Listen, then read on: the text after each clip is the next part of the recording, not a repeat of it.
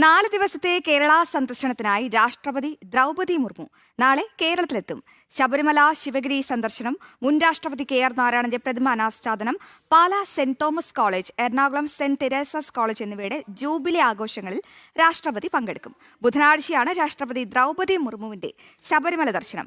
രാഷ്ട്രപതിയുടെ വരവ് കണക്കിലെടുത്ത് സുരക്ഷ ശക്തമാക്കിയിട്ടുണ്ട്.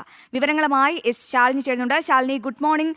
രാഷ്ട്രപതി ശബരിമല സന്ദർശനത്തിനെത്തുമ്പോൾ സുരക്ഷാ മുൻകരുതലുകളൊക്കെ എത്രത്തോളമായി പുരോഗമിക്കുന്നു? മാത്രമല്ല, രാഷ്ട്രപതിയുടെ മറ്റ് പരിപാടികൾ എന്തൊക്കെയാണ്?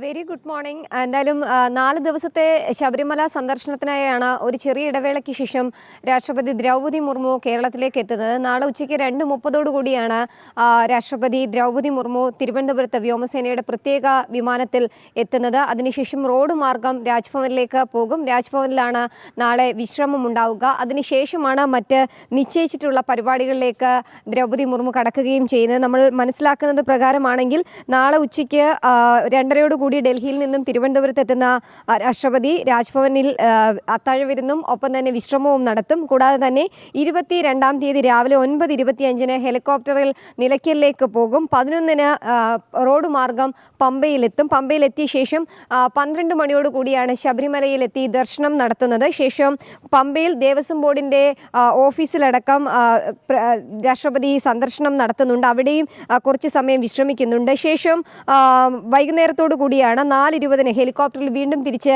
തിരുവനന്തപുരത്തേക്ക് വരികയും ചെയ്യും. രാത്രി രാജ്ഭവനിൽ താമസവും നടത്തും.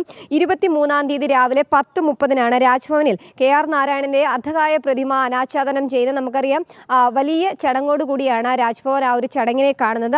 ആ ചടങ്ങുകൾക്ക് ശേഷം 12:50 വർക്കല ശിവഗിരിയിൽ ശ്രീനാരായണ ഗുരു മഹാസമാധി ശതാബ്ദിയിൽ മുഖ്യ അതിഥിയായി രാഷ്ട്രപതി പങ്കെടുക്കുന്നുണ്ട്.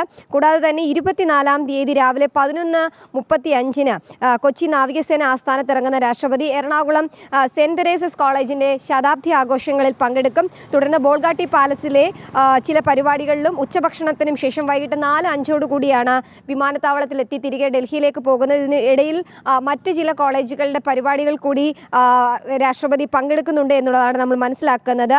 ഒന്ന് എറണാകുളം സെന്റ് തെരേസസ് കോളേജിലെ ജൂബിലി ആഘോഷം, മറ്റൊന്ന് പാലാ സെന്റ് തോമസ് കോളേജിലെ ജൂബിലി ആഘോഷങ്ങളിലും രാഷ്ട്രപതി പങ്കെടുക്കുന്നുണ്ട്. എന്തായാലും സൂചിപ്പിച്ചതുപോലെ തന്നെ രാഷ്ട്രപതിയുടെ വരവ് കണക്കിലെടുത്ത് വലിയ രീതിയിലുള്ള സുരക്ഷാ സന്നാഹങ്ങളാണ് തലസ്ഥാനത്തടക്കം ക്രമീകരിച്ചിട്ടുള്ളത്. റോഡുകളുടെ ഇരുവശങ്ങളിലുമുള്ള പോലീസ് വാച്ചിങ്ങും പെട്രോളിങ്ങും അടക്കം വർദ്ധിപ്പിച്ചിട്ടുണ്ട്. കാരണം അതീവ സുരക്ഷ കണക്കിലെടുത്തുകൊണ്ട് തന്നെയാണ് രാഷ്ട്രപതിയുടെ വരവ് കണക്കിലെടുത്ത് റോഡ് മാർഗം കടന്നു പോകുന്ന വഴികളിലൊക്കെ തന്നെ പ്രത്യേക ജാഗ്രതാ നിർദ്ദേശം, ഗതാഗത നിയന്ത്രണം അടക്കം നാളെ ഉച്ചയ്ക്ക് ഏർപ്പെടുത്തുമെന്നുള്ളതാണ് നിലവിൽ നമുക്കറിയാൻ സാധിക്കുന്നത്. സുരക്ഷാ ക്രമീകരണങ്ങൾ ജില്ലാ കളക്ടർ അനുകുമാരിയുടെ അടക്കം നേതൃത്വത്തിൽ കഴിഞ്ഞ ദിവസം വിലയിരുത്തുകയും ചെയ്തു. എന്തായാലും ഒരു ഇടവേളയ്ക്ക് ശേഷമാണ് രാഷ്ട്രപതി ദ്രൗപദി മുർമു തലസ്ഥാനത്തേക്ക് എത്തുന്നത്.